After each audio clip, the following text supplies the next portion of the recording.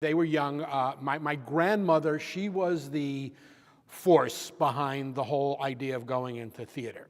My grandfather was a tailor, and they met, and he would, as family lore has it, he would write romantic poems to my grandmother. My grandmother had an aunt who had been a chorus girl in many shows for George M. Cohan. So that's where the theatrical influence came off on her. And she wanted to desperately be in the theater. She tried her way in some vaudeville things, didn't really work out.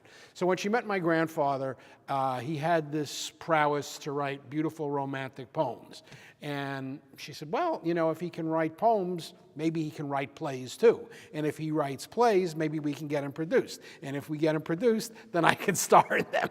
So that's kind of how the relationship developed.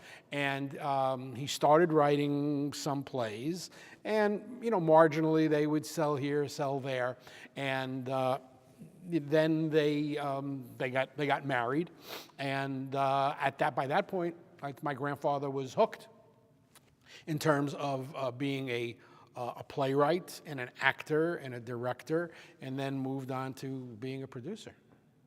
So, you know, that was, it was really her that was always the driving force.